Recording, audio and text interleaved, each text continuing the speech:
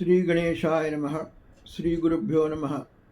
శ్రీ సీతారామలక్ష్మణ సమేత శ్రీ హనుమద్దేవాయ నమః. హనుమంతుడు మహేంద్ర పర్వతాన్ని ఒక రకంగా తొక్కిపెట్టి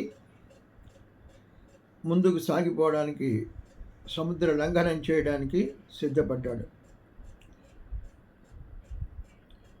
అప్పుడు వాల్మీకి మహర్షి ఇలా వర్ణించాడు.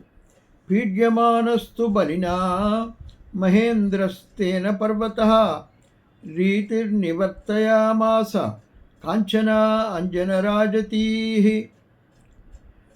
బలవంతుడైనటువంటి ఆ హనుమంతుని చేత పీడింపబడినటువంటి ఆ మహేంద్ర పర్వతం పైన ఉన్నటువంటి బంగారు శిలలు,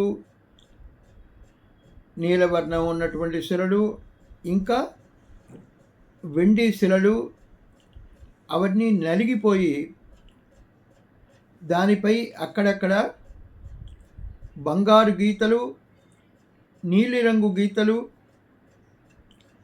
ఇంకా వెండి రంగు గీతలు ఏర్పడిపోయాయి ఆ పర్వతం పైన. ఆ మహేంద్ర పర్వతం పైన జరిగినటువంటి సంఘటనల్ని చాలా చక్కగా వాల్మీకి మహర్షి విస్తృతంగా వర్ణించి చెప్పాడు. బలవంతుడైనటువంటి తేన అంటే అతని చేత, ఆ హనుమంతుని చేత పీడ్యమాన, పీడింపబడినటువంటి మహేంద్ర పర్వతము కాంచనాంజన రీతి అంటే బంగారము, తర్వాత కాటుకకు వెండికి సంబంధించినటువంటి రేఖల్లాగా ఏర్పడిపోయాయి అన్నాడు. ముమోచచ శిలాశైలో విశాలాః సమనశిలాః మధ్యమేనార్చిషో జుష్టో ధూమరాజీరివానలః. ఆ పర్వతం యొక్క మధ్య భాగంలో జ్వాలలతో కూడినటువంటి అగ్ని ఏర్పడి, ఆ అగ్ని ఎలా ఉందయ్యా అంటే ధూమపంక్తుల వలె మణిశిలలతో కూడినటువంటి విశాలమైనటువంటి శిలలను కూడా వదిలిపెట్టింది ఆ మహేంద్ర పర్వతం. అక్కడ ఆ పర్వతం పైన ఉన్నటువంటి శిలలను గురించి వర్ణించి చెప్పాడు.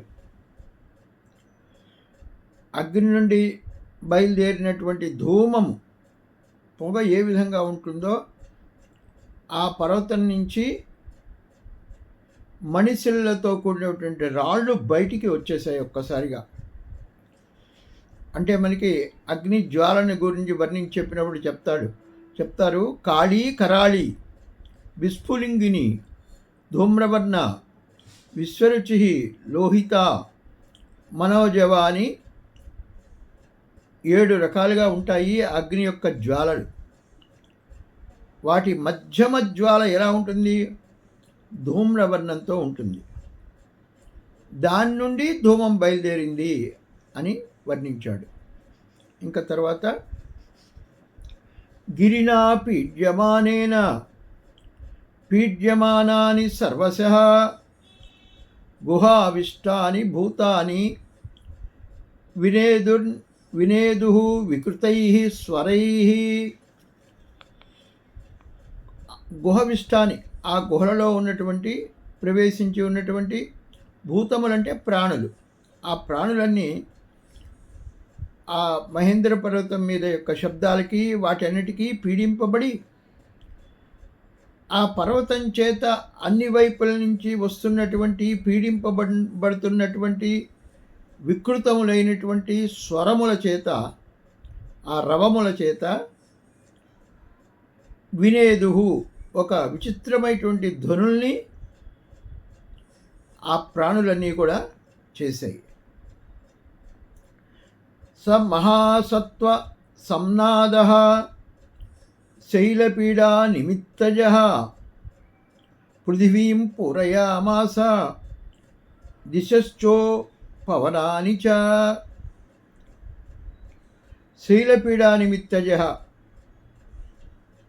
అంటే ఆ పర్వతం యొక్క పీడ వలన కలిగినటువంటి ఆ పెద్ద పెద్ద ధ్వనులు చేత ప్రాణులన్నీ కూడా పృథివీం భూమిని, దిశశ్చ దిక్కులని, ఉపవనాలంచ అంటే సమీపంలో ఉన్నటువంటి అడవుల్ని గట్టిగా రవం చేస్తూ పూరించాయి ఆ ప్రాణులన్నీ కూడా, పెద్ద పెద్ద ప్రాణులు. శిరోభి పృథుభి సర్పావ్యక్త స్వస్తికలక్షణై భవంతః పావకం ఘోరం దశనై శిలాః.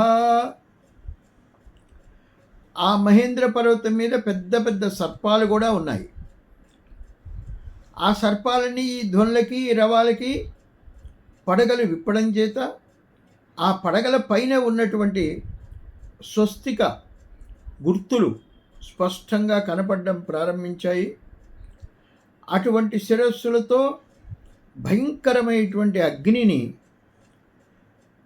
అవి కక్కుతూ ఉన్నప్పుడు అవి ఆ సర్పాలు, మహాసర్పాలు ఏం చేశాయి, దంతాలతో ఆ శిలలను దదంసుహు అంటే కరచివేశాయి అని చెప్పాడు వర్ణించి.